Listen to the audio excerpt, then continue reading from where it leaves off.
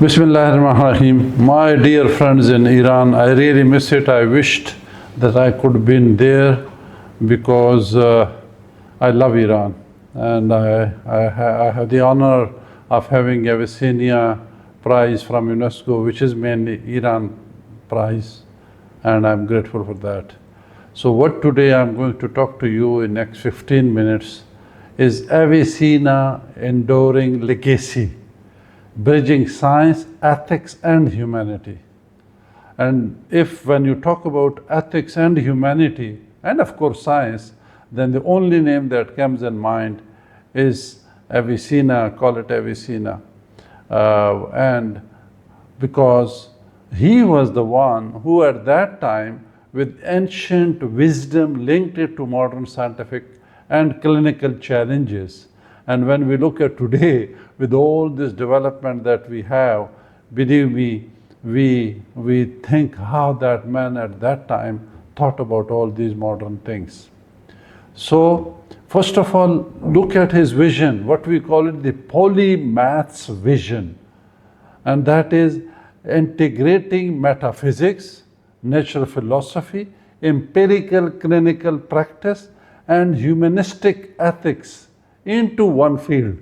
And that because of that vision, the human could flourish if we follow him, in letter and spirit. So who was Avicenna? Ibn Sina, from 1980 to 1037, the era that we have. He was a physician, he was a philosopher, he was a scientist, he was a mathematician, he was an astronomer, and he was a statesman, and he was the most important, he's a humanist. He was thinking about human. And if you look at his books that were read for, I would call it hundreds of years, the Canon of Medicine, for example, the Book of Healing, for example, he was the man who ruled science for centuries, specifically medical education in Europe, that they call it, a developed countries. So, if I gave him, or people had given him the name of Prince of Physician, what you call it in Persian maybe, Sheikhul Rais Abu Ali Sina. When we talk about him, his names, if you call it Abu Ali al-Husayn ibn Sina. So Sheikhul Rais Abu Ali Sina, look at his work. As I said, Al-Qanun, 14 volumes, encyclopedia, that was in fact the primary medical textbooks in Asia and Europe. For more than 700 years, people were using those as the basics of medical education. And if you look at Kitabul al-Shifa, a vast philosophical and scientific encyclopedia dedicated to curing of ailment of human soul and intellect. And he was also, methodological pioneer, harmonized classical philosophy with empirical observation, systematic clinical trials and ethics. That is what we need today. That is what we really work when we talk about traditional medicine, for example. So we need another Abu Ali Sina who could really bring traditional medicine to the mainstream of medicine that we need. So, again, when we talk about a person of, think about him, a universal scholar. He was integrating medicine, biology, philosophy, psychology, logic, ethics, theology, you name it. He was the one, he was saying knowledge, he is not only body, but soul also. So the spiritual knowledge that he was preaching and that was followed, even today that is being followed. So when we talk about today, why Avicenna today we are talking about him?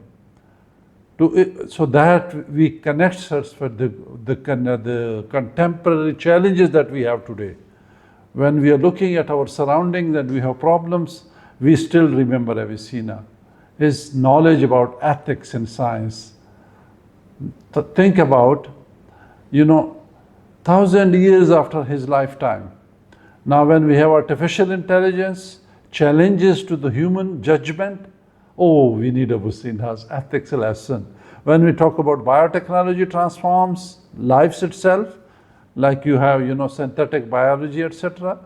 When we talk about climate change that threatens civilization, when we talk about global health crisis, that demands ethical leadership that, frankly speaking, only few in the world today. So, Avicenna reminds us, science must always serve humanity. Science should be for the good of the humans.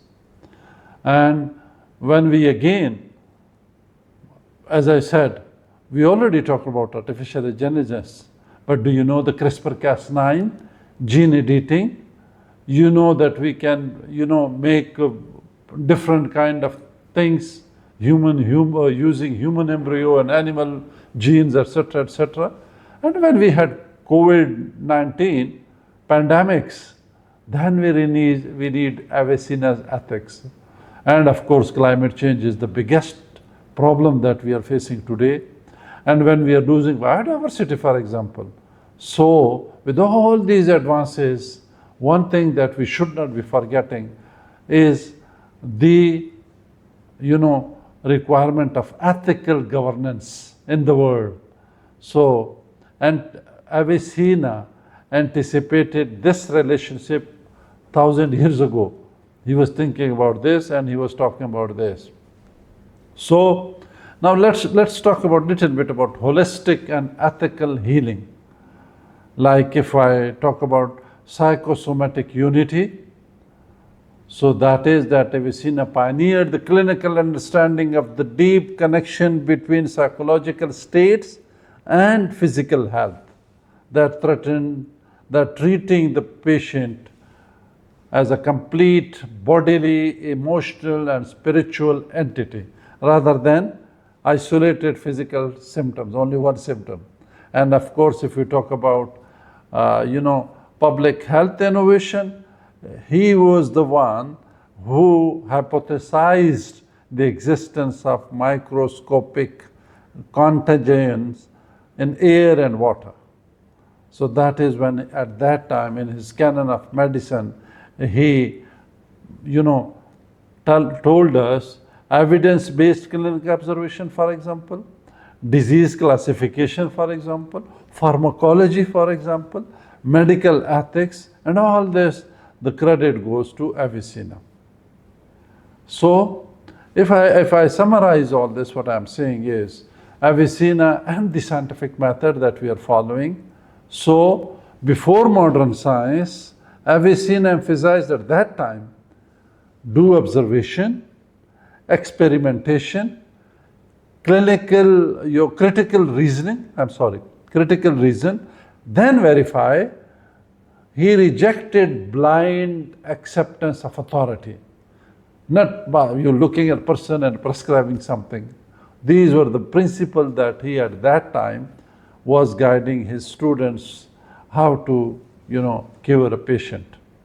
So, if I say the triads of Avicenna, three things mainly. One, scientific rigor, that early standards for the scientific method through controlled clinical trial design. Two, moral purpose, directing scientific inquiry strictly toward the public good. That should be the basics. And then human dignity, very important. Upholding the intrinsic sanctity of human life, aligning medical intervention with compassion, empathy, and holistic care. Candidly speaking, it's now, we are not doing that he told us 1,000 years ago. So, the principles of ethics that are inseparable, he believed that all the physicians should possess what? Compassion, honesty, humility, justice, and responsibility. These were the heart of science that he prescribed at that time. So, what should be the science? What is science for? Science is for the public good. It is guardian of knowledge and life. So, if we talk about the tradition, Persian tradition, or Muslim tradition, scientists and physicians are judged by their, direct contribution to the public good and society welfare. And that is because knowledge has a moral responsibility.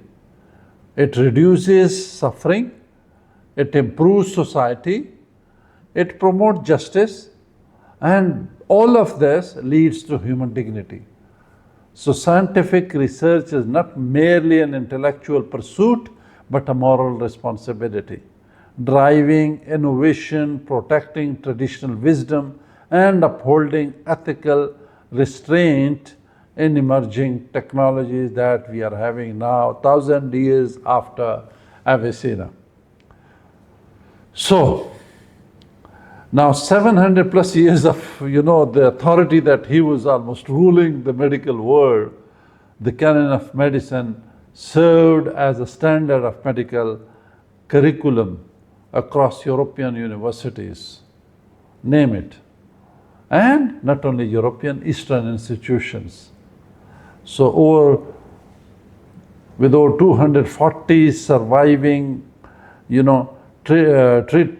treatises spanning medicine, logic, metaphysics, astronomy, Avicenna work will remain forever that he gave to the humanity as a gift.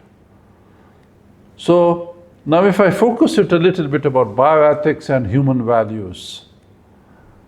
The first one, relational morality, moving beyond strict individualism to embrace family, inclusive support.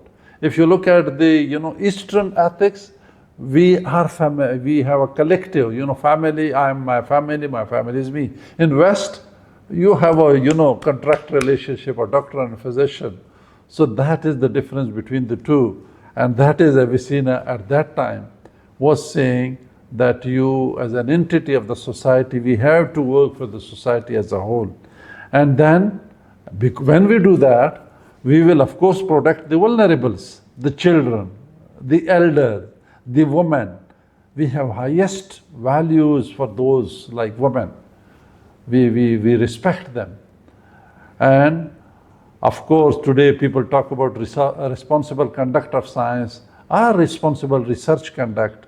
He taught us from that time that your science should be for the humanity, for the betterment of humanity, and that we should have moral boundaries, ensuring that technology serves humans, flourishing rather than anything possible that could be done to, serve humans.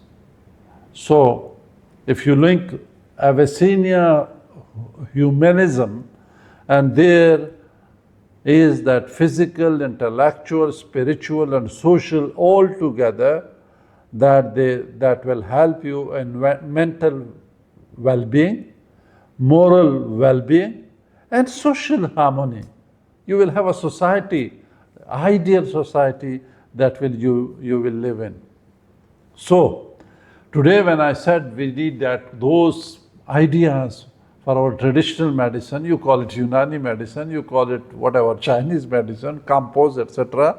So, if you look at the global use that today, the business that we have, 80% people are still using, them. And then, the collectors are basically women and children in the rural area. Their economy depends on those, plants that they collect and sell in the market, and then the herbal companies are using it. And then mainly they depend, if you go to the mountain areas where there is no hospital, they basically depend, 75% of the population in the rural areas depend on the herbal medicine. So and somehow we have to protect this. We have to, record this for the generations to come, the wisdom that we have. So if again you talk about the timeline of influence, that if you go back to 1980 and 1007, that was the lifespan of this gentleman, Avicenna. And then from 12th to 17th century, this was ruling the whole curriculum for over 500 years. And then 20th century, still it comes, and they have those ethics that we are teaching in the modern world, and the human rights, and the global health standards. This all comes basically from there and come on to today, so that ethics can be used in any, what I call it, frontier technologies that are coming in. Take it AI, take it biotechnology, CRISPR-Cas9, whatever. All those ethics are more relevant today than ever before.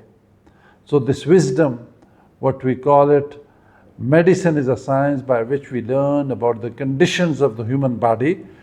Its purpose is to preserve health and well, and restore health when ill. So that is Avicenna at that time, that gives us a lesson.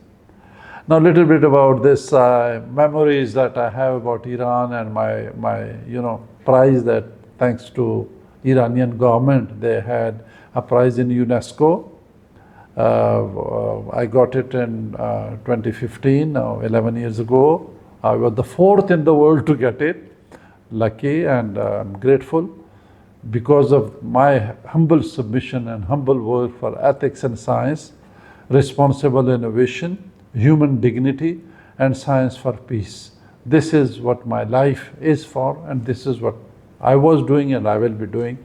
And these people, those who were sitting on the stage on my left and right, the Minister of Science and Technology of Iran, we were in Paris, and then the Ambassador, His Excellency, great friend of mine. He is a great human being. So we were working, and we pledged that we will be working together for the humanity to come. So I would be requesting that the science that we are doing, we should still be doing as a responsible science, that should be innovative, that should be inclusive, including the society for the benefit of the society, that should be ethic-based, that should be sustainable, and that should be human-centered. What's good for the human? That should be our principle. And from all this, the message from Avicenna that taught us for the young scientists to come: please ask questions. Please never be shy of asking questions. Think critically. And then respect the evidence that you have and value ethics. It's you have a life maybe of 100 years, but then you have to go. So leave something that respect evidence and serve society. So knowledge, what I would say at this moment, knowledge without character is incomplete. Whoever, what wisdom do you have?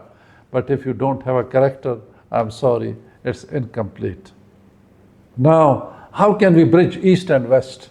When I say East and West means they call it developing, and they are so-called developed, but I feel it different. I think Avicenna was the most developed person in a way that he was thinking about the human.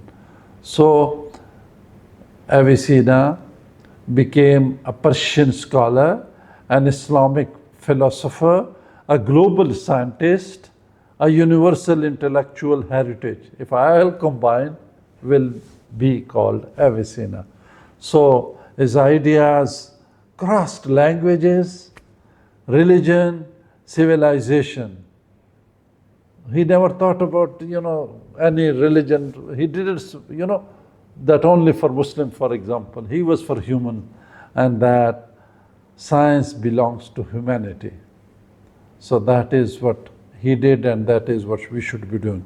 Now, my personal reflection of all this, whatever I said, after receiving this prize, it gave me more energy, you call it. Now I'm on that prize that I got, not a big money. After me, they were giving 10 times more to the winner. But whatever I got, I had a prize now in Pakistan for young biotechnologists, Pakistan Academy of Sciences. Every year is going a gold medal to a young, on that money that we kept in the bank, and they are using the profit to encourage young people. So my belief reaffirmed commitment to ethical science, to responsible innovation, to biodiversity conservation, biosafety, biosecurity, and education for sustainable development. So as a scientist, our responsibility extends beyond discovery to ensuring that knowledge benefits humanity and safeguard future generations. So, ilm by akhlaq, and that is the vision for the future. Science with wisdom, innovation with responsibility, technology with compassion, development with sustainability. This is what I expect, this is my vision for the future, and I will be requesting all the scientists to be following that. If I had to give a message finally, that would be the Avicenna legacy. His greatest lesson is not simply that he was a brilliant physician. His enduring legacy is that science without ethics loses its purpose. Ethics without knowledge loses its power. I repeat, science without ethics loses its purpose, and ethics without knowledge loses its power. Together they create a better future for humanity. And what I would say, thank you very much, ladies and gentlemen, for hearing me. Spas Gazaram. The true purpose of knowledge is to improve the human condition. That should be the thing that we'll be thinking. Thank you, and Khuda Hafiz.